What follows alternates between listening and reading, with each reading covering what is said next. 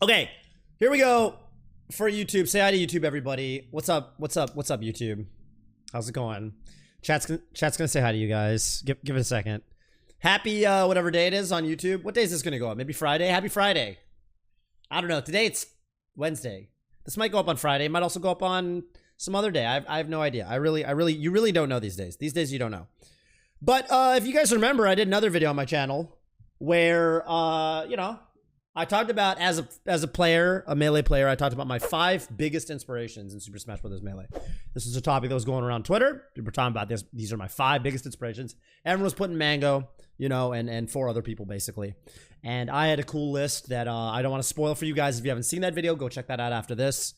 But today, I figured it wouldn't be right to just leave the conversation there because, there's another side to it, right? I'm probably more well known as a commentator than I am as a player at this point. I'm better at talking than I am at playing. I've got my list on that front as well. Arguably, this is an even more important list because it's just like it was a very conscious decision, I guess, for me to focus on commentary for a while. And just a big part of my growth in the community, was commentating events and flying to a lot of tournaments, with Scar, back in 2013, 2014, when we were really grinding, like regionals, we went to the Midwest a lot. I would go to Canada and commentate. In that era, there were a lot of tournaments that I was commentating, and I spent a lot of time thinking about who I wanted to be as a commentator and why I was doing it, because a lot of the time that, back in the day, they usually didn't pay you. You usually did it because you liked it, right? It was treated more as almost as a privilege or an honor than a job, if that makes sense. So, it was something that I thought about a lot. It was an art form that I wanted to hone. And I want to start off by saying there are so many commentators that I really respect, that I think do a really good job. And there are going to be some names that maybe you guys are going to expect to be on this list that aren't going to make it. And the reason for that is very simply because I am biasing this towards the people that inspired me when I started. There are a lot of people that came after me or started commentating around the same time as me that you might expect to be on this list that aren't. And that's simply because maybe I was already established at that point or what have you. So much love to, and I'll probably do like a shout outs at the end to everybody else that I respect that didn't make my top 5 list, but I do got to prune it down to my top 5. I'm also going to be doing one thing where I am going to group some people together. I'm going to do some, because maybe I'm cheating in doing this. Okay. There's some duos that for me, it's tough to consider those commentators as anything but join at the hip. Now, maybe that's not a fair assessment. Maybe that's I know how that is. Sometimes I want to, I like when people, distinguish me from Scar. They don't just treat us as a duo, right? But at the same time, just in the interest of just being able to fit as many people that I really love listening to as possible, I am going to put some people as duos on this list. So without further ado, we're going to kick the list off, and maybe you guys can guess. It's going to be an obvious one to start off with. It's going to be an obvious one. This one's not, you don't have to put a ton of thought into it. You really don't have to put a ton of thought into this one. It's pretty damn obvious.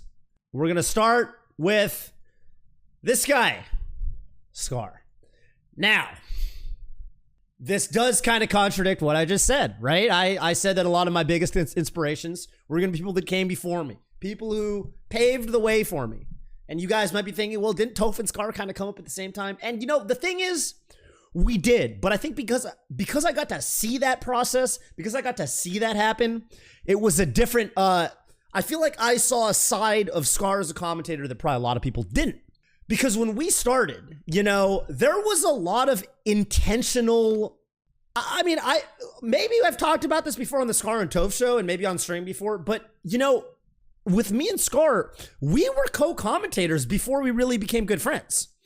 It was NCR 2013, which was in the spring of 2013. It was on the road to EVA. It's an FGC tournament, NorCal Regionals, and Sheridan, who was the head TO and commentary coordinator, legendary TO, obviously the head TO of Genesis.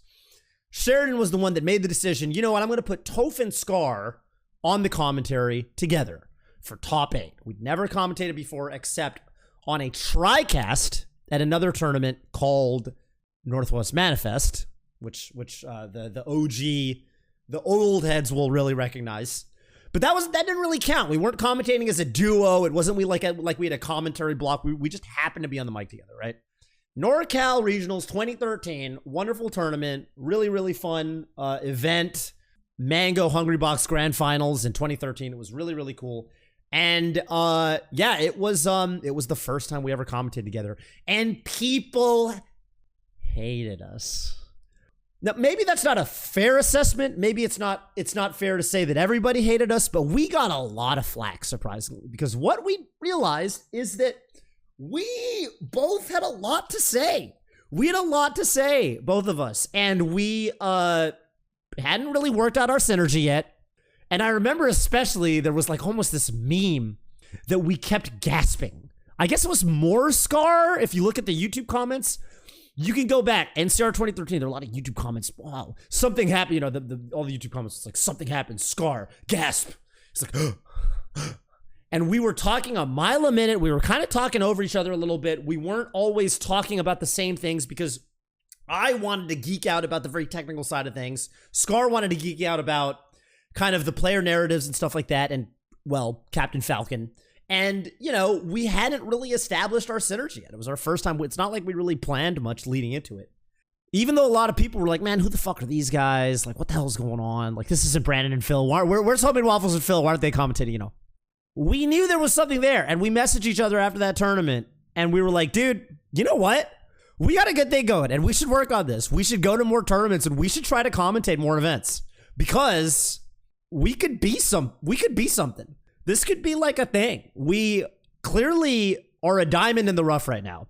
And we had a lot of conversations about a lot of very complex topics. We talked about our commentary. We also talked about what to do when Twitch chat just shits on you for no reason. Any up-and-coming commentator knows that Twitch chat is very, very mean-spirited to brand new commentators. If they don't know who they are, Twitch chat is just a nightmare. It's just a cesspool, right? And we're like, well, you know, we basically kind of talked each other up and said, you know, fuck the haters, you know, ignore those guys. Those guys don't know what they're talking about. No, we're godlike. We got this. Okay, what's the next tournament we're going to? What's the next tournament we're going to? Okay, but, you know, let's go to this tournament. You know, let's see if we can get on the mic at this tournament. You know, let's tell the commentary coordinators we're commentating this tournament. And we really did come up together. And there was a lot of intentionality. We really grew as friends because of that experience.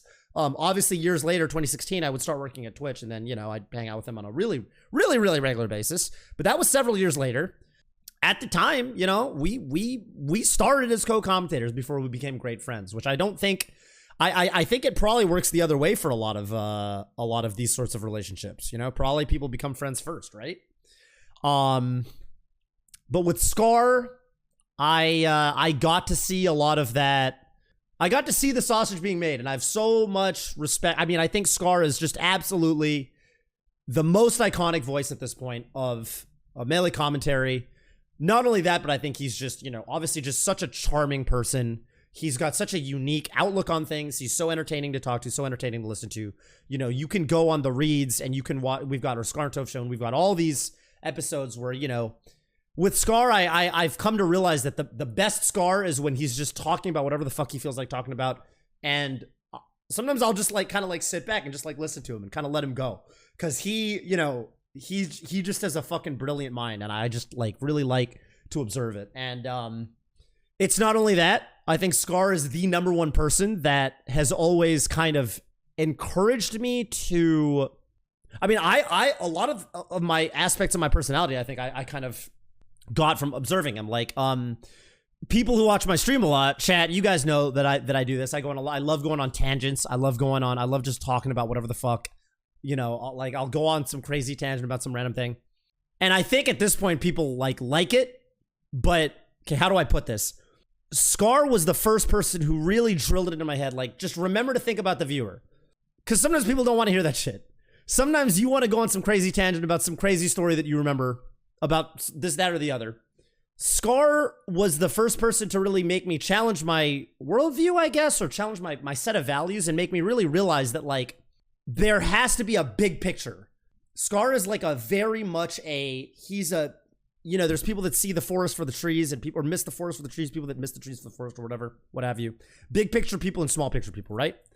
And it takes all kinds. I think between the two of us, Scar is clearly the big picture guy. He's very good at tying a narrative together. And I don't just mean that in terms of something big scale like the Spirit Bomb or the Five Gods, right?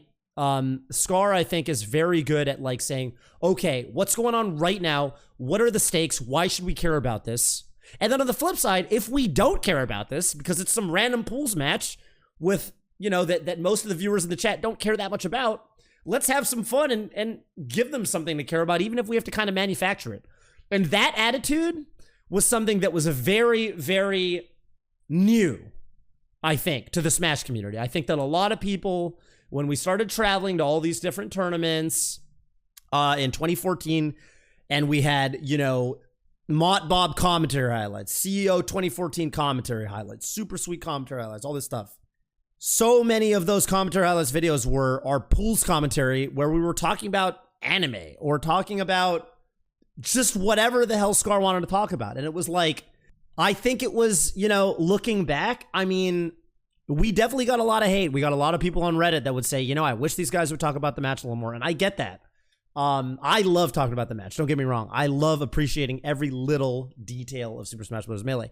But I totally, especially looking back, especially knowing what I know now, having seen Ludwig's arc, for example, knowing how to just have fun with it in a way that like, or like Alston Melee, those guys, or like the cheat commentary, for example. I think there's like a very like delicate balance and you can't overdo it. You can't ever do it from a place of egotism. You can't just make it about yourself.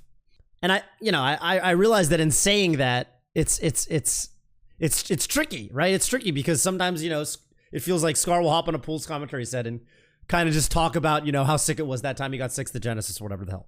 But it's a delicate balance that I think requires a lot of charisma, a lot of very intimate kind of awareness, I guess, of what people are feeling, what the broadcast needs. And I guess what I'm trying to say if I'm trying to get something out of all this, it's like, I was not always a smooth talker. I wasn't always a good talker. I wasn't always somebody who could think about the big picture on that level. I was a nerdy kid growing up. I was an awkward kid in high school. Didn't have many friends. I was kind of a loner, you know, wasn't good at talking to people. And when I got into Melee commentary, even, I wanted to talk about Fox's frame data or whatever the hell, right? Which I still do a lot, right? But I think Scar really made me appreciate a lot of different attributes about the game, almost in the way Mango does as a player, Scar did as a commentator. And I think he's done this for a lot of people, especially for me. And I am talking about Scar a lot. I've got a lot to say about the guy. I think that should be pretty obvious. Last thing I'll say about him is certainly the most improved commentator. As we've discussed, you know, he definitely wins the most improved award because, well, I'm not going to pull it up because we did it on stream the other night, but go ahead and watch if you're interested. And I will warn you that it was a little bit of a pre-esports era where we used words on commentary that I think we have largely tried to eliminate from our vocabulary. But Revival of Melee 1. Scar had some choice words to say about Mango's Jigglypuff versus Mewtwo King, his favorite player at the time. Yes, Scar was not always a Mango fan. And he was not always a great commentator who could see the bigger picture. Sometimes Scar would go on the commentary and ramble incessantly about how you couldn't kill Jigglypuff and she would just up throw you and kill you at any percent. And if you actually looked at the screen, Mewtwo King would grab Mango's Puff at 45% and kill him off the top with up throw upper. Very ironic stuff.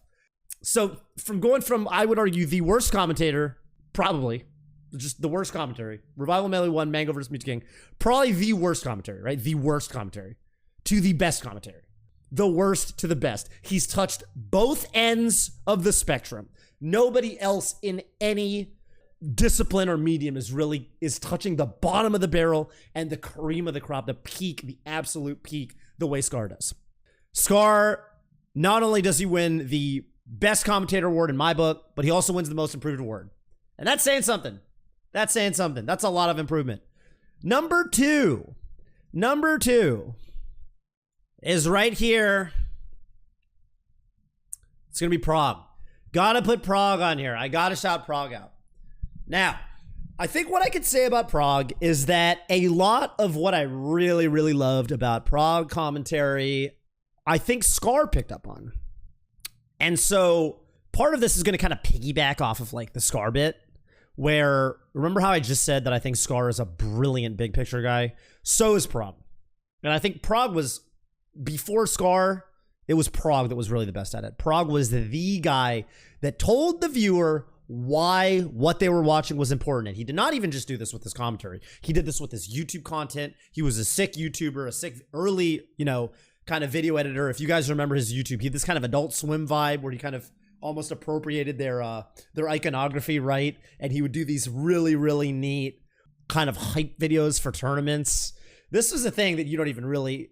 You don't, these days, I guess they usually premiere these tournament hype videos on Twitch streams, but back in the day, it would go straight to YouTube. Prague was the king of these. Prague had such badass tournament hype videos, and he make it into this narrative arc, and he made it feel like, damn, this is the sickest shit. And when he got on the mic, I mean, I don't think he was necessarily, he was never super duper duper about like knowing all of the little minutia of Super Smash Bros. Melee. That was more my thing. But he was the best in the business at the stakes, the storyline, setting up the narrative, getting the viewer to give a fuck. Prague was the best at that. Scar got that from Prague. I think Scar will even tell you this. Prague and Mike Ross. Probably if Scar was here right now, he would probably say Prague and Mike Ross, right? Straight up. Everybody who watched Melee back then knows this. And I got to give a special shout out to Prague because Prague was basically like, he was the dude. He's pretty much retired now, right? In terms of Melee commentary. Definitely hasn't commentated a big tournament for a while. Prague was the big fucking commentator, basically, before me and Scar. Prague, was it Prague and, I think it was Prague and James Chen, right? EVO 2013? And then EVO 2014 was Prague and he who shall not be named. I will go ahead and just say right now that I've always thought Prague was... Never mind. I don't want to make it about, I'm not going to put anybody down. But I've always had a great amount of respect for Prague. And I definitely looked at Prague as like, all right, this is the bar, right? If I want to become, a top 8 commentator, this is the bar. This is what we need. This is the level we need to hit. And where I think me and Scar, I'll if I'm creating a stat chart almost of like what me and Scar were able to do as a commentary duo, what I think we succeeded in really, really well is like, before me and Scar, when we weren't exactly top 8 commentators yet, I don't think there were that many commentators that were super duper into Melee minutia. I kind of pride myself, and maybe I'm wrong here. Maybe this is like me kind of talking out of my ass, but I always thought that for me, I was the first commentator that was like technical, if that makes sense. I was the first commentator that wanted to geek out about technical nuance in Super Smash Bros. Melee. There's plenty of those today.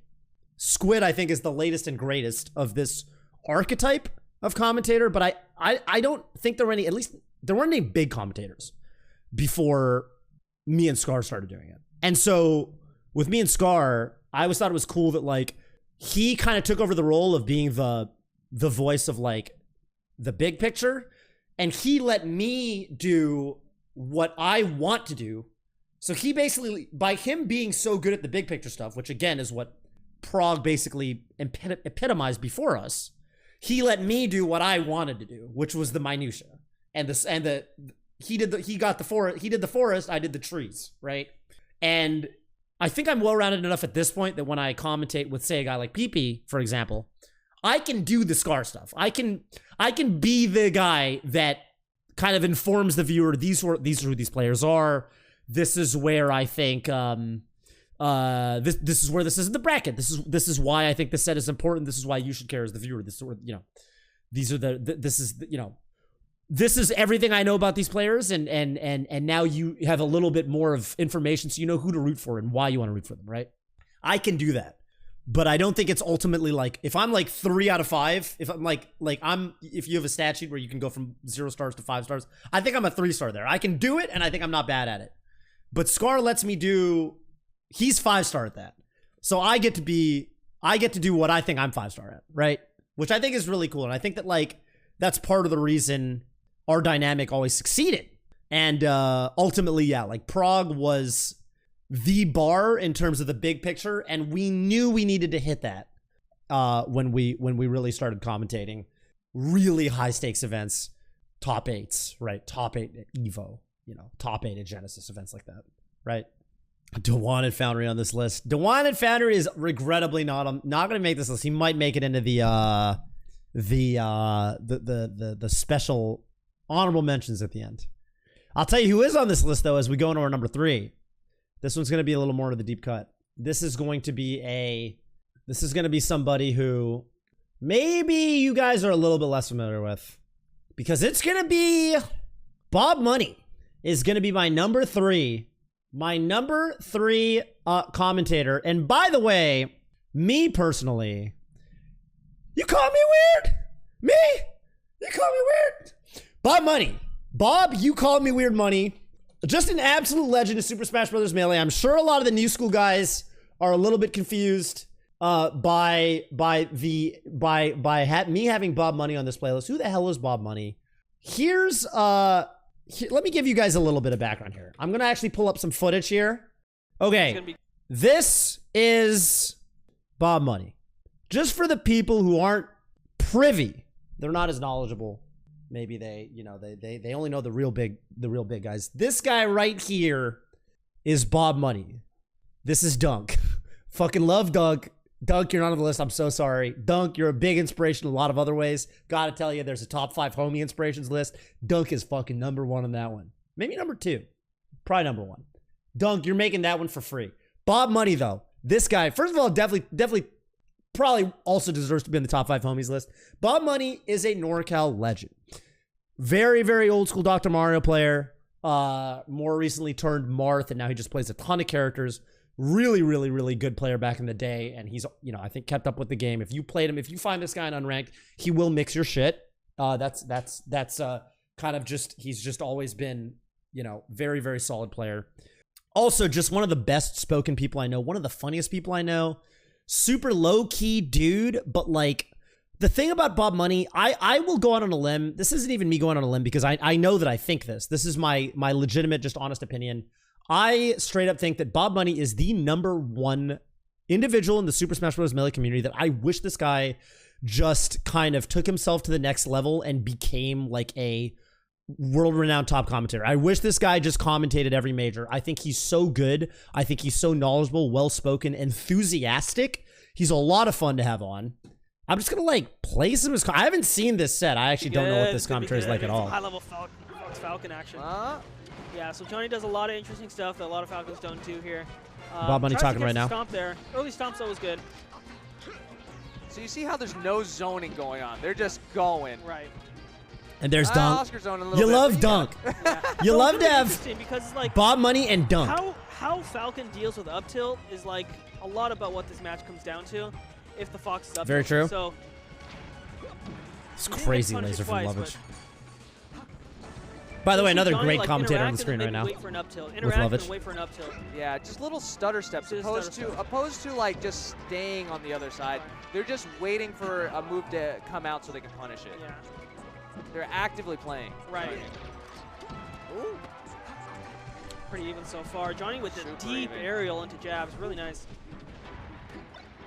Yeah, Johnny's given Oscar all sorts of respect. I want to see what the other, I want to see if there are any like really, really classic sets on here. I feel like these, I'm using VODs.co to just pull up all of the matches from, I didn't even realize he commentated Genesis 7. That's actually fucking sick. There are some fucking cool ass sets on here. Ryobeat versus Wizrope, he commentated that? What the hell? SFAT versus Surfer. Dude, there's some actual like deep, I haven't seen any of these. These are sick. Homemade waffles and Bob Money. Damn. Also, he doesn't get like long up air combos. And That stuff is like dope. I feel like if there's one tournament he's definitely going to commentate, it's going to be Genesis for sure. And it's cool to see Pretty this big Genesis. stage. I mean, it's good for both of them. It's probably like one of the more even stages, I think, in this matchup. Dude, I'm loving Ryobeat's APM. Holy, he's just moving. Oh, no. Oh, this is another. That was another hand. That's all you hear when you hear Ryobeat play. Okay. Oh, got the big dash attack and the tech chase. This is big. By the way, so nice, man. Look at that. Oh, Whiffing wow. in the back I have there. no recollection of the set. No. Damn, is he dead? Oh, Oh, that's I a nice tech. think Wizzy just grabbed ledge. Yeah, that was tough. Robbie was dead. See those turnip throws? Yeah, I unfortunately wasn't able to find the set I was thinking of. There is a tournament from back in the day that is not on VODs.co where Bob Money had some of the sickest commentary. It was a tournament called, Christ, I think it was either R3 or it was just a miscellaneous tournament that had Mango Kirby Kaze Grand Finals. It was one of the tournaments where Kirby Kaze came to NorCal.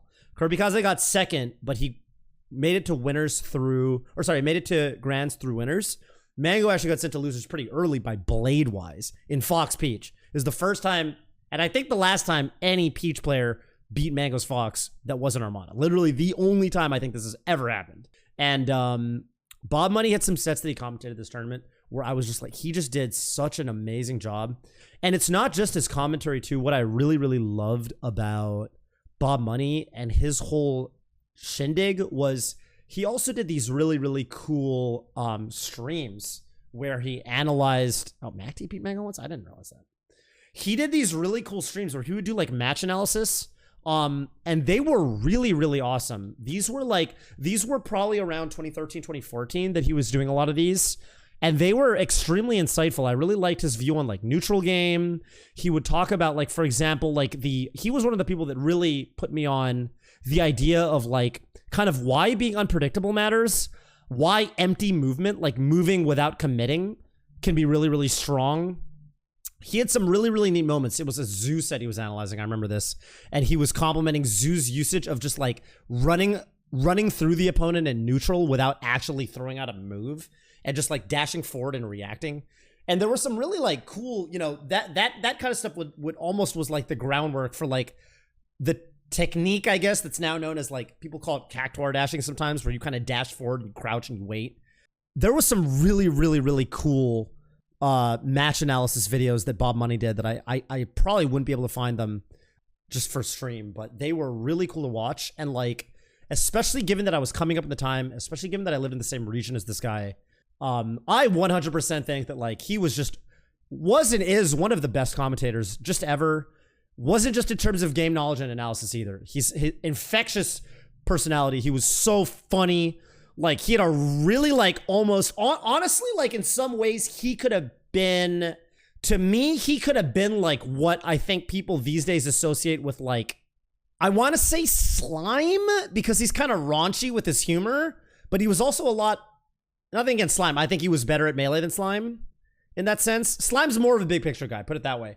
Bob Money, if anything, he's like he's almost got like Slime's humor, but then he's like me, where he really likes the deep, nuanced stuff. That's kind of how I'm envisioning him. And it really, really cool combination there. Not to mention all the stuff he did for the NorCal community. He had legendary Smash Fests. He had these when I first moved to NorCal in 2013, he would have these Smash Fests at his house every Friday, and they were a NorCal tradition at the time. He would always make these really, really, really outrageous Facebook posts on the NorCal Facebook group advertising these Smash Fests every week. I always had a blast. I would drive to Bob Money's house after work on Friday and hang out and play Melee for hours and hours and hours with him and people like SFAT, people like Shroomed, Homemade Waffles, Daryl, Pew Pew, et cetera, et cetera, et cetera. And yeah, he was just, standout member of the NorCal Melee community, and it looks like still is, because I didn't realize he commentated this many sets at Genesis 7. Really cool to see he's actually still commentating, because that was as recent as 2020. Obviously, that was one of the most recent IRL tournaments, and I'm hoping he's back for Genesis 8.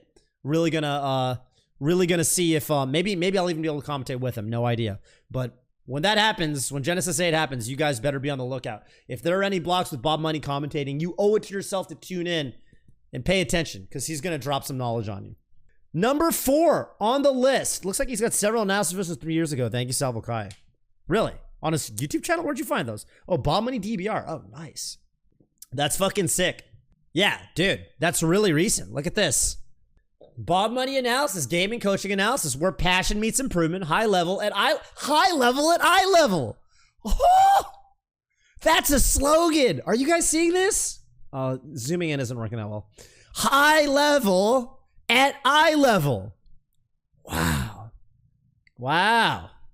Look at that. My number 3 inspiration was Kirby Kaiser my number 3? Kirby Kaiser, my number 3 inspiration as a player, getting some props for my number 3 inspiration as a commentator. Of course, these lists aren't actually ordered. I'm not actually ordering these in some way. But that's cool. Jinder versus SJ. Stop getting clipped. Jinder's getting clipped again. Come on, Jinder. You gotta stop. You guys gotta stop getting clipped, buddy. Criminal that this is 112 views. This should have thousands and thousands and thousands of views. You guys should all go watch this video. I'm gonna go give it a like right now. I bet it's fucking amazing. Oh, he's got a little video intro? Yeah, say no more. You guys better all go subscribe to his channel the way I am right now. That's sick.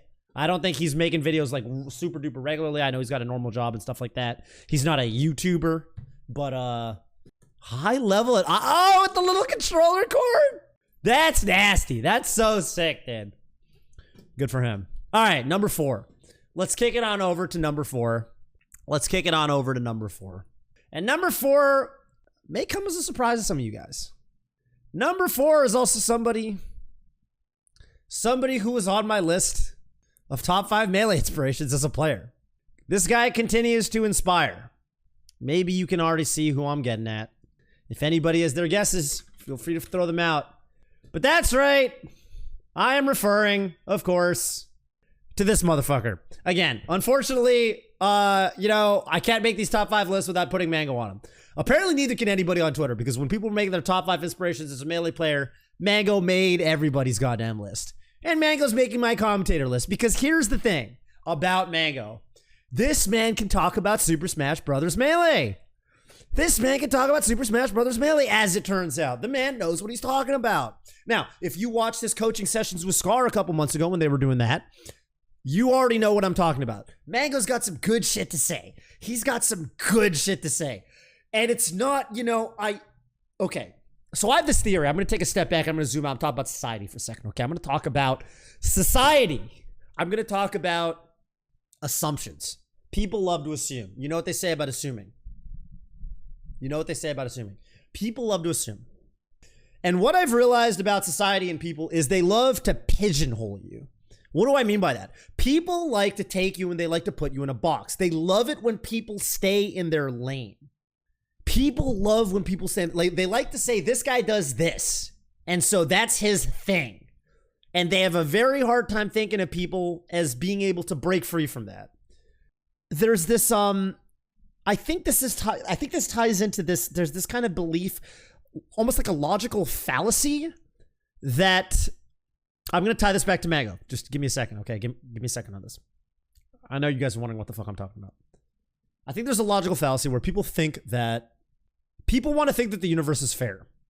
And people, like when you make your character in like a MMORPG, you can assign stat points. You have a limited number of stat points and you can put them in this stat or that stat or this stat or that stat. But, if you have played an MMORPG, Ragnarok Online was the one I played back in the day. You can put all your points into strength or defense or whatever, vitality, intelligence, but you only get a limited number, okay? You can't just max all the stats, right?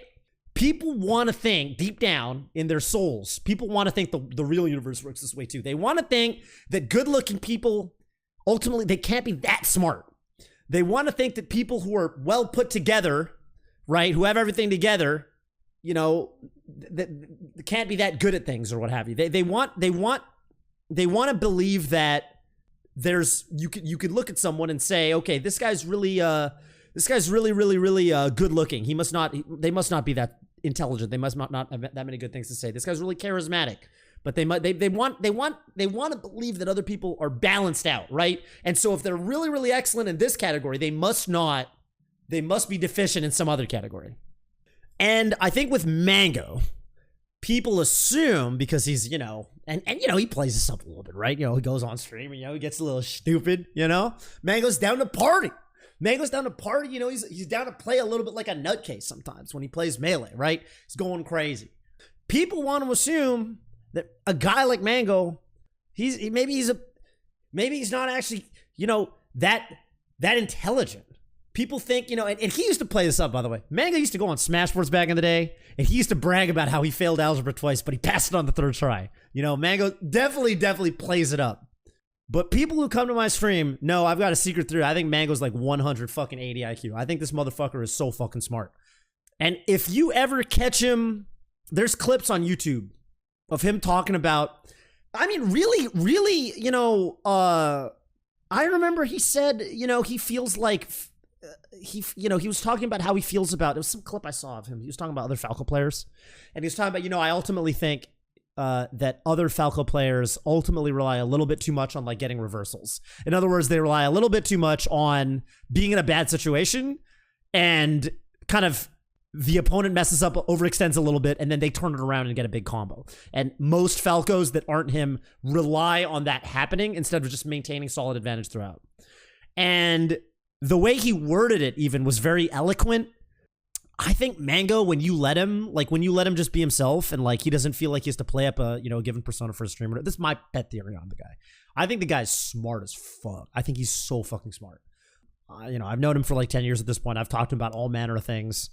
I think he's also just like a fucking really, really, really like, he gets like certain social interactions in like a really shrewd, really, really deep way. I think he's like certainly one of the highest, I just mentioned IQ. I think Mango's also got probably one of the highest EQs of anybody I've ever met. He really, really understands like just so like, I've never seen this guy I've never seen anybody defuse social situations or whatever. Like he's got such a fucking sharp kind of, I don't know what to call it, like affinity for like that sort of thing. He's always been really, really, really, really almost magical at it.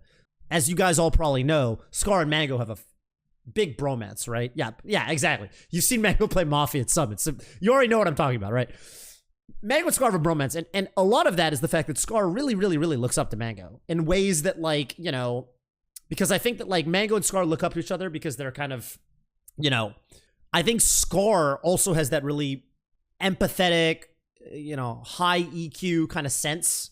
And I think he realizes that that's something that Mango is very, very good at.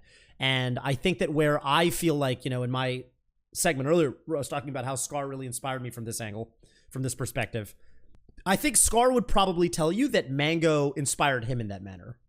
Because, as you know, Scar wasn't always a Mango fan.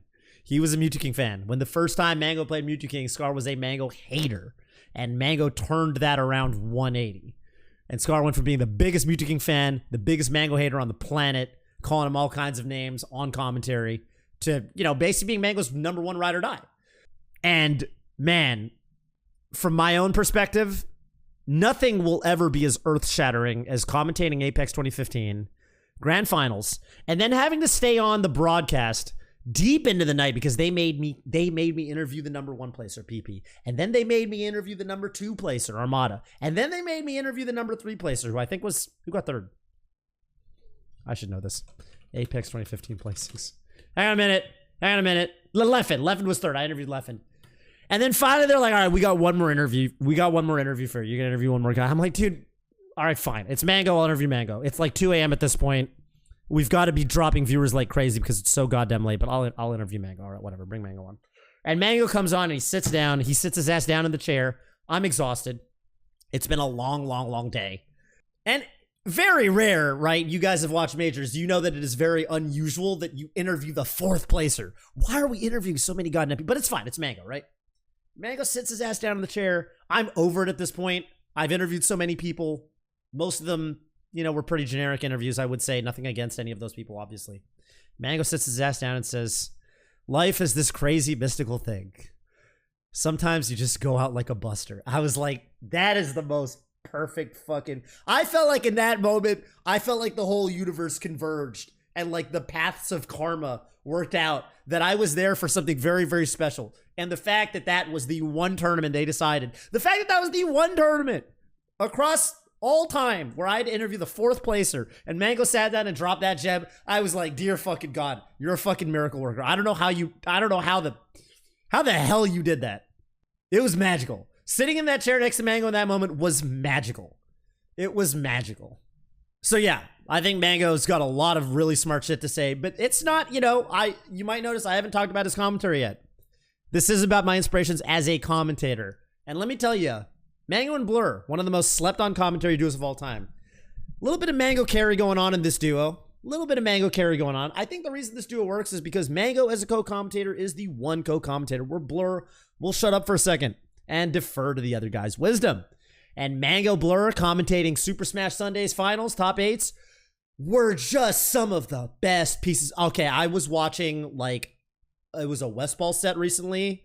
What was the Westball set? It was Westballs versus Mewtwo King from one of the Super Smash Sundays.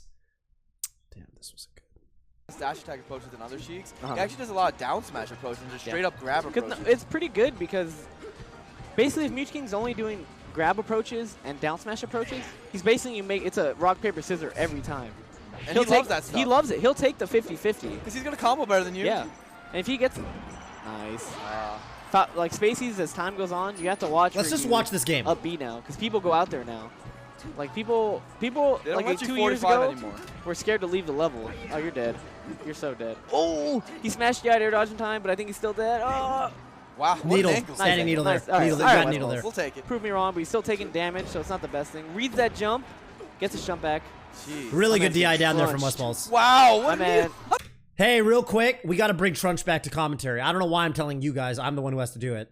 We got to bring Trunch back. Trunched is a 2013, 2014. It's actually a Sheridan original. Trunched is a Sheridan word. And Trunched was every West Coaster was saying Trunched nonstop in 2013 through 2015 roughly. And before, I would argue 2012. Love Trunch. I love saying Trunched. Because I'll give you guys a little bit of history here. Trunch basically means you got fucked. You got fucked up, okay? You got dumpstered. We also used to say dumpstered a lot. You got dumpstered. Because there were some unsavory words we used to say on commentary in 2009, right? Not even on commentary, on Smashboards, all this. And we needed better language. Language that wasn't so offensive. Well, what are you going to say instead of those sorts of words? You're going to say that this guy got trunched. It's got that visceral to it, right? Trunched. Westballs is getting trunched. It's got that guttural, you can feel it right here when you say this word. You guys should try saying it. You feel it in your area down here, your vocal area. You feel it. It's just got a vibration to it that feels it's got a good mouth feel. Yeah, it's like it's like a steak. Saying trunched is like eating a steak. It's like, it's got that, yes, you can sink your teeth into it. Yes. Yes. You know what I'm saying? It's a good word. It's a good word. How'd that needle reach that low? I'm bringing Trunch back. I'm bringing Trunch back to commentary. Beats me, dude. I don't... Beats me. Mewtwo King playing amazing right now. Westball's not playing, but I think people forget in Melee. That, see, as we were speaking, see? Off the approach down smash. Look at it. This is all off the down smash. Oh, my. Oh, Man, my. Get out of my face. It's over. It's over. What happened to his stocks? Westball's got trunched, man. Trunch. I think people, you can say someone's playing bad, but as I, learn more about... Oh, he read. Mewtwo King's playing good right now. Let me tell you. But as the more I learn about the game, if you're playing really good, you can actually make someone play awful in Melee. You can just... Yeah. So it's not even that West was playing bad. I think Mewtwo King just, did what he had to do, and, West never really had a... Two quick notes here. One, get a load of skinny Mango. Just a beautiful man. I mean, Mango always a beautiful man. Don't get me wrong, but a beautiful man. Second of all, it's really funny that Mango made this last point he made. He said, if you caught what he just said, he said, as I learned more about the game, I realized that you can play so good you make someone play bad. The funny thing is, people kept telling him this. This is actually a West Coast classic. We actually used to call this the Mango effect. The Mango effect was everyone would lose to Mango. This is when Mango was coming up. This is like 2008, 9, 10. People would lose to Mango, and they'd always be like, man, yeah, he fucked me up, but I played like shit. And the truth is, they did. Mango had this way of playing where first, you guys all know no one plays like Mango. So people would play Mango, and they would always play terrible. Mewtwo King too. Mewtwo King played terrible every time he played Mango. Because it's different. He takes the pressure to you. He pressures you in ways that other players don't. And it's funny that Mango's realizing this in 2015, because this is something everyone used to tell Mango back in the day. It's like, dude, I feel like you have it so good because everyone plays bad against you. Which is okay, it's not really privilege if he's the one that's doing it. People almost word it like, it's like privilege. You have the Mango privilege of you're so good that people will play bad against you, but you're good in a way that people play bad against you, which is really funny. But it's funny that he brings this up in 2015 because this was something people talked about all the time back in like 2010. The mango effect, the mango factor or whatever, you know? This is something that, especially on the West Coast, SoCal, NorCal, people would talk about a lot, which is really funny. I'm not going to watch the rest of the set, but suffice it to say, Mango has a lot of really good stuff to say, and he can talk about things from a lot of different angles. He can talk about the minutia. He can definitely talk about the technical stuff to a pretty like satisfactory level, I would say. He might not know the frame numbers, but he definitely he can look at any situation, tell you that wasn't safe, that was safe, the DI there was off, right? You know, he definitely knows a shitload about Super Smash Bros. Melee on the detailed level, but he also really, as you guys are hearing, really knew about the big picture. And to be honest with you guys, like someone in chat said earlier, like, you know, Toph, I think you're a really well-rounded commentator. Well, in terms of the well-rounded factor, nobody, hands down, nobody is more well-rounded than Mango on commentary. And the only reason you don't see more Mango on commentary is because the guy's too busy playing. That is the only reason. He would just be, like, if Mango stopped playing, he would just be the best commentator. Straight up. I mean, it's very obvious. He's got he's just got everything. He's actually the complete package. The only thing that he doesn't have is, well, the free time to commentate because he's in top 8. So when's he going to commentate? It's just kind of how it works. But he is the complete package when it comes to commentary. I straight up don't think he has a single flaw as a commentator. I would want him ideally to commentate every single. I should add another fantastic tournament was the very first Super Smash Con. Super Smash Con was it 2015, 2016, where he did not enter, and on the commentary, you'll hear 3 voices, or you won't. Maybe you won't hear anything. Maybe there's just no audio. Smash out. Doesn't poke. Now there's audio. What the hell happened there? That's crazy. I guess the audio was shut off at the beginning. Goes to the edge of course. Wow, Leffen playing so solid right now. Leffen is the solid master. No one's more. A master. I want to go to the. Are they going to get a shot of the commentary desk? Here we go. You're a Leffen, baby.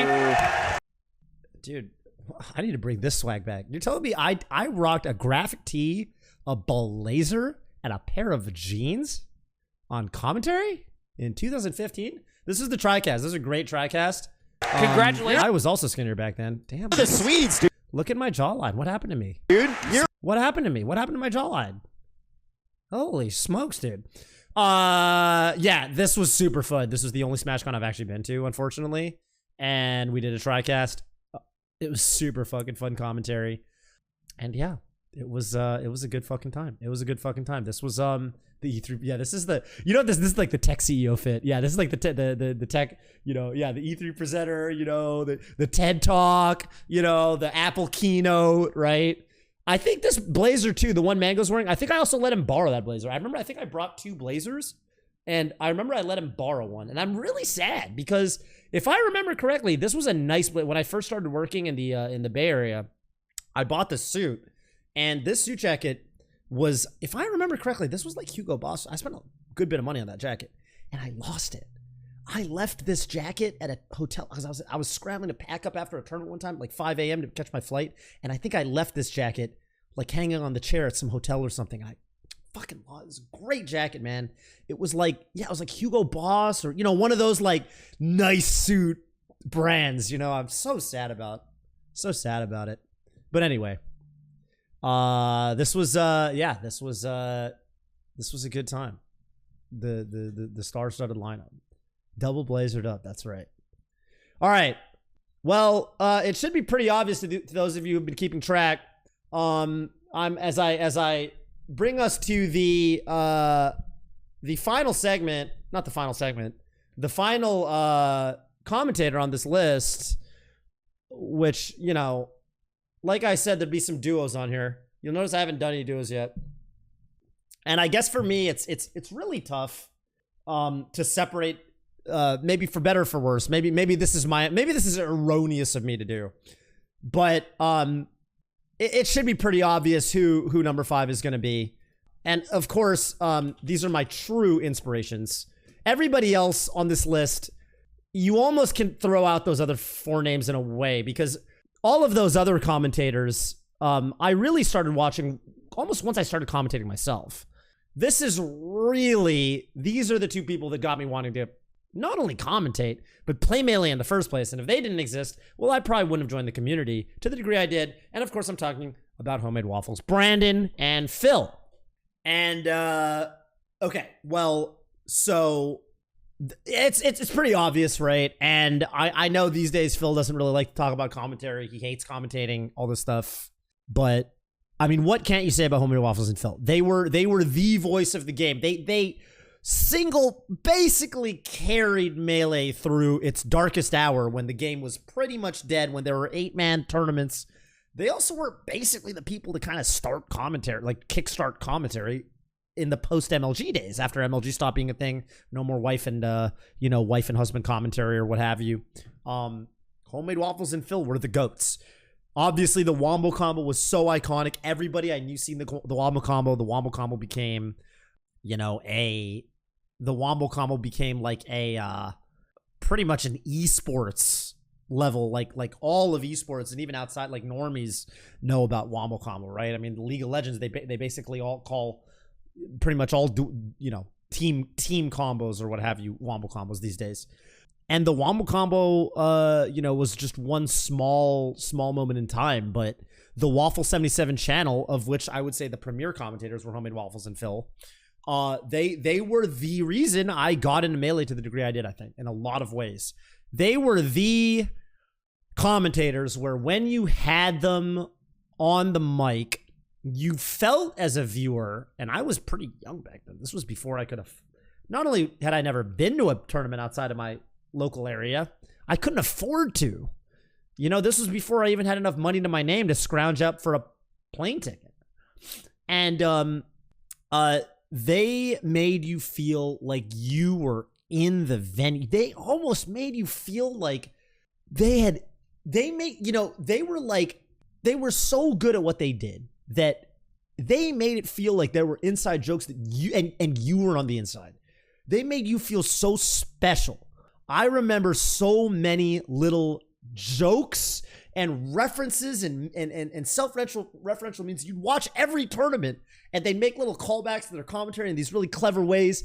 And you were like, oh, let's fucking... I remember when I watched the Shroomed versus Neighborhood P on the Waffle 77 YouTube channel. And then when I went to Mango Juice finally, my first California tournament, and in first round of doubles bracket, I had to play Shroomed and Allen. I was like, you're Shroomed. You're that guy that beat Neighborhood P for $60 whatever. And he was like, yeah, that's me. That's me, whatever. I was like, dude, that's sick. Nice to meet you, kind of thing. And it was like, yeah, it was dope. It was like you really felt like you were a part of something special, which is crazy because I wasn't a part of anything special. I was nobody back then.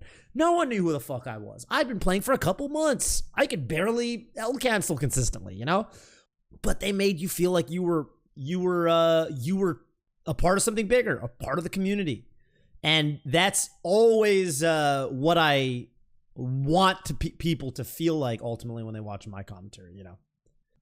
Man, it was really, really, really, really, really just a pleasure to get to kind of come up in that era. And nothing will make me feel this way more than, this all came full circle, as you know. I'm just gonna pull this up because I think this epitomizes what I'm talking about here. But this was the moment that gave me nerd chills at Smash Summit 11 very recently, just about a month ago. And this is exactly what I'm talking about right here. All right, everybody. This is the match you've been waiting for that no one's really seen. This is Silent Spectre versus Mango right here. This is mad serious. They're trying to get 70% of the $45. Let's go. Mango gonna try to bring it all the way back. God. Zane wants the $45,000. Yes, I think so. 70% of the 70% of the $40,000. We come a long way, Brandon. Oh, shit. All right. And that was a big full circle moment for me, man. To be like actually commentating during that, I was like, bro, what? That's crazy. That shit, like, I had to like collect myself after this shit. I actually went home and I tagged so many people. I showed this to a bunch of my friends. Like a lot of my friends who used to watch Melee that like they didn't stick around in the scene like as long as a lot of the rest of us did. I said this to them. I was like, bro, like this shit. And they were like, that's so sick. Man, yeah, you know, you just this is that's like a 13-year-old reference. That was that the video that this is originally from was this one right here. Mango Fox for Sal Spectre from 12 years ago, man. 2008, December 11th, 2008. Yeah, I mean, what can you even say about this, man? So, did everyone on the couch recognize the reference? Maybe not Scar. I'm not sure Scar did, because Scar was East Coast at the time. This was very much, you got to realize, 2008. This was from the period where people on the East Coast thought Mango sucked. So people didn't give people on the East Coast, especially Scar, because Scar was big on the coastal rivalry. Scar didn't give as much credence, because I was a noob back then, but Scar was already good. So he was like, man, these West Coasters, they all suck. East Coast is way better, you know? So, which is kind of cool, right? That kind of almost makes it even more special that there's some real lore there. And yeah, I've mostly spent this time talking about their kind of them as a duo and kind of what they represented. But I will also briefly talk about just their strengths as individuals as well. I think Homemade Waffles, just like, you know, obviously he has a really good game sense, really well spoken, really, really just kind of an infectious energy. You know, I think he's like he just brings so much like Melee spirit. Like when you have him on the mic, I think it's just like no one bleeds Melee, right, more than Brandon. Like Brandon like lives and breathes Melee and bleeds Melee, right? He's got Melee coursing through his veins. Rollback Rumble, the big one. I mean, like he's definitely the guy that I think put the scene on his back, and it's just so apparent. He's got so much love for the game. So many memorable commentary moments thanks to Brandon. Like so many memorable moments. Phil, I gotta say, kind of like, this is gonna sound a little bit similar to my Bob Money segment. I think Phil is like super extremely well spoken, extremely analytical. Phil is like, if you've ever like some of my favorite, I'll go so far as to say some of my favorite Scar and Toph shows and Reed's episodes back in the day, if you guys watch those, were when we had Phil on. Phil was a wonderful, he was always just such a super duper sick guest, because he just epitomized, like, you know, I say that there was nobody who was like super duper analytical or whatever, or like that wasn't really their brand as a commentator before I kind of came around, but Phil was definitely like, he definitely was on that level of like knowledge, and I don't think he let it define him. He didn't kind of make that his niche, but he definitely had the chops, still has the chops. And I mean, he's also just such a fucking funny guy, man. Phil is so funny. Phil is so funny. Phil, I mean, to me, like, he is the sad, like, it's so sad that, you know, he doesn't enjoy commentating right now, because I fucking hope he comes back. I don't know. Please don't go ask him, like, hey, why are you commentating, stuff like that. Like, that's not, you know, he definitely like streams from time to time, and I think he's just enjoying being a player and just like not having to worry about that side of things. But yeah, he's goated. He's goated. He's just goated. I could listen to him talk forever. I got to do some honorary mentions now. Does he still play Melee? Yeah, he definitely still plays a bunch of stuff. I would say that there's a couple people I need to shout out. First and foremost, I'm gonna start with Vish, and the only reason Vish isn't on this list, is because I think he came after me, and so it's hard for me to put him as a list of inspirations or influences when he came a little bit after me. We've talked about it a lot even. And we were talking about it yesterday, and, you know, Vish, if you're watching this, you know, I think it's so sick that you got into commentary, because, yeah, we came up together as players, and it's so dope that Vish took that journey and said, you know what, I'm going to do this, because I'm glad Vish did, because he's so fucking good at it. He's so fucking good at it. Obviously an amazing player, but just certainly one of the most positive people I think I've ever met, just a beacon of positivity. Somebody who I wish was just commentating every single tournament. We also, Vish, you know, for a while, you know, before COVID happened and I stopped caring about Ultimate because of its online, me and Vish, we were going to try to become a commentary duo in Ultimate. That was a little arc that we tried to make happen, you know, kind of before COVID shut stuff down, which was a shame, because we had some actually really fun blocks that we commentated. And yeah, I want Vish to. I just wish Vish would commentate everything now. You know. Yeah, Vish is perpetually number 6 on my list. I guess he's like Scar at Genesis. It happens, but yeah, I can't put him above any of the 5 people I said in good faith, just because like those people were there before me. And don't get me wrong, as a player, Vish was definitely there before me. He was like, again, when I first started playing, he was the best player in my immediate area, which was the University of Washington at the time. But as a commentator, you know, I started commentating. That's the only reason. And there's 2 other people that I need to list as inspirations / influences. I wanted to make this top 5 list more Smash players or Smash commentators, Melee commentators. But if I'm being perfectly fucking honest with myself, there are definitely 2 commentators. Well, 1 commentary duo and 1 commentator that I gotta say transcend above all else, above all others, even above all of the people I just listed. Actually 3. There's actually 3 here. Those people are Yipes. Greatest to ever do it. If I'm watching fighting games, I want Yipes commentating, period. I want Yipes commentating, period. He's the complete, he's just the complete package. I want him commentating Dragon Ball Fight. Leffen Goichi, didn't Yipes commentate that? Wasn't that Yipes in Hell Pockets? Who did the Leffen Goichi, you know, arguably the best, the greatest set? The greatest Dragon Ball Fighter set. Was that Yipes in Hell Pockets? Am I going crazy? I swear to God it was Yipes in Hell Pockets. Had to be Yipes in Hell Pockets.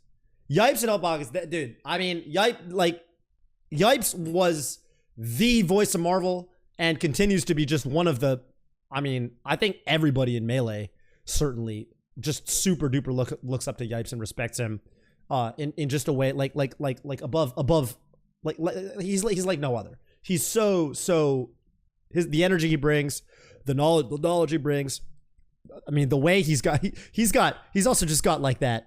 He's got that punchiness to where, like, you know, he's got so many, like, it's actually, this is my worst areas. Like, you know, like Scar is very iconic Scar lines on commentary. So many iconic moments with Yipes. I feel like my iconic level is the lowest out of all my stats. Yipes is so good at that.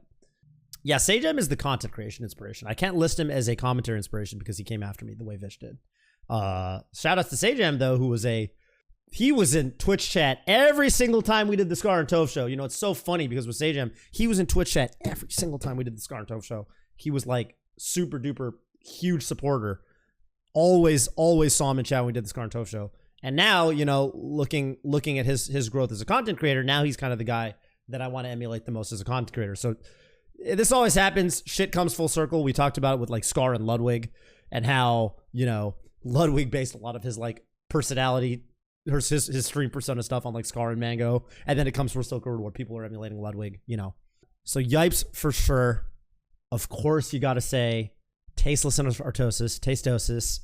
They're such an inspiration, and Scar and me would watch their VODs.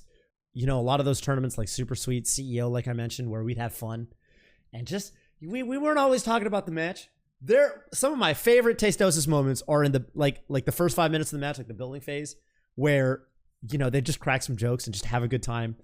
They were basically a big part of the reason me and Scar were like, you know what? We're confident that even though there are a lot of shitters on Reddit that are saying, shut the fuck up and talk about the match, they were the reason we were like, let's push forward and continue to do what we're doing. Because like the blueprint is there.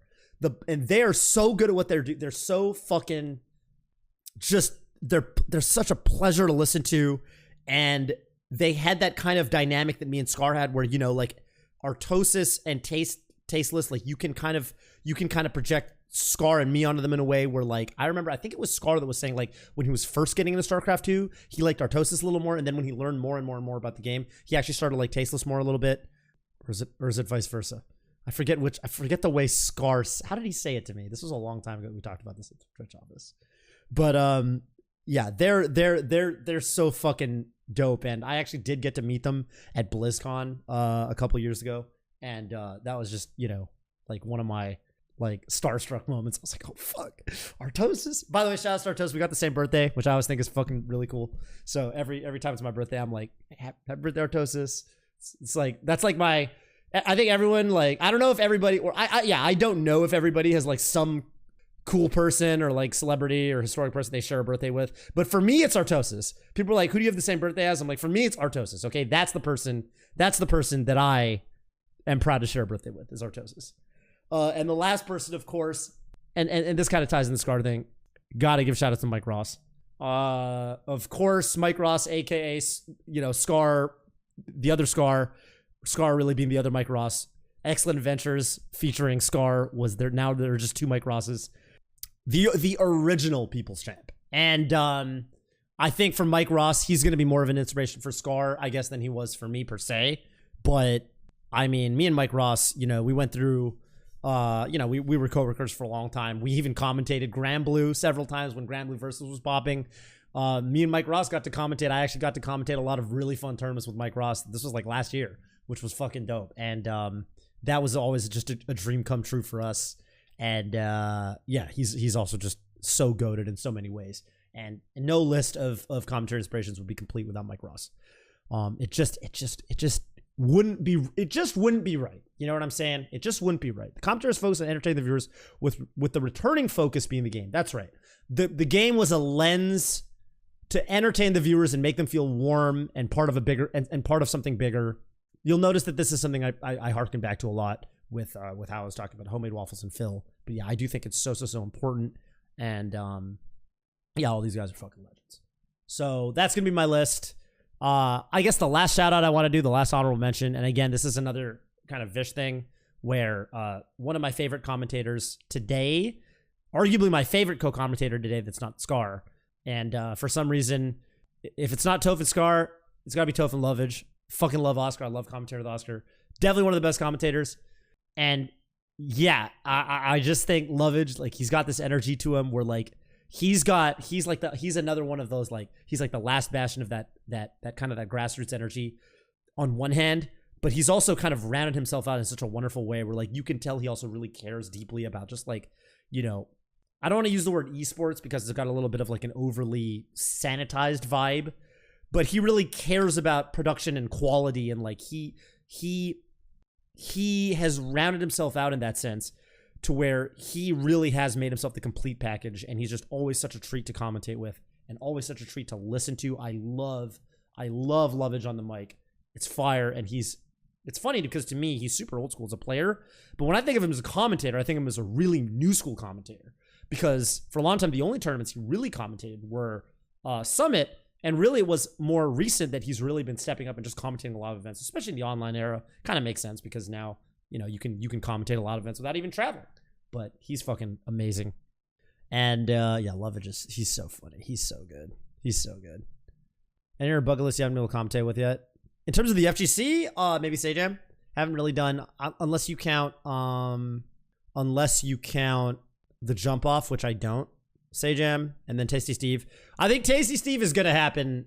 I think that one's bound to happen because now we're playing Strive, and Tasty Steve lives like 5 minutes from me, and we hang out like pretty fucking often, and I could literally like walk to his house and commentate with him. So I think Tasty Steve, I'll probably end up commentating with pretty soon. Sajam, I have no idea, but definitely on my bucket list of commentating. I would love to commentate with Sajam. Yeah, I don't know. We'll see. I really want to get into Strive more and commentate more just because there's some legends in the community I'd love to work with at some point. Yeah, I don't know. Maybe Giuna. I think that'd be fun. It'd be fun to commentate with Giuna. I don't know if that would happen. Imagine me and Giuna commentating in Japanese. That'd be fun. That'd be a fucking trip. That might be a crazy bucket list thing that's probably just never gonna happen, but that'd be kind of cool. I have no idea. But Giuna's another person where I feel like for me, Giuna is more of a content creator inspiration than a commentator inspiration. I think of him more like, it's kind of like how I think about Sajam these days, right? Like, I think that like, if you talk about like how I'm inspired by them, what I think they do that's really dope, I think it's more of the content and his stream and his YouTube videos than his necessarily his commentary. But one thing I will really say about Giuna that I think he really understands and gets at a very deep level, and I've always tried to epitomize this, is being a fucking weeb. Nah, just kidding. It's that he really understands the value. He was even tweeting about this recently. He really understands the value of knowing the players from the region intimately, because he's the boots on the ground in terms of Japan, right? Him and Obama. So for me, you know, this weekend I'm gonna be commentating Smash World Tour event, which is gonna be super fucking dope. Love that VGBC is doing this, right? So South America / Central America, I think, is the finals are gonna be this weekend. This Sunday, I'm gonna be commentating. I'm commentating 2 blocks. I'm gonna be doing top 8. I'm gonna be doing a block earlier as well, and I'm gonna be commentating with some local talent. Really excited for that, and I'm really excited to lean on. I don't know who I'm commentating with yet, but there are gonna be a lot of players I don't know. And I was telling Gimmer this. I was like, I really am looking forward to commentating with someone who's from that region so that I can ask them, like, okay, like, tell me the story of these 2 players or this player. You know, I might know Eddie Mexico, I might know Javi, I might know some of their top players, but I'm not going to know all their players. And I think having local talent that really understands the scene, knows the scene, can tell little anecdotes, tell little stories about history and personality, and not to mention playstyle, is super duper important. I think Giuna really understands that at a deep level. So, you know, that's kind of where we're at. That's kind of where we're at. And that's my list.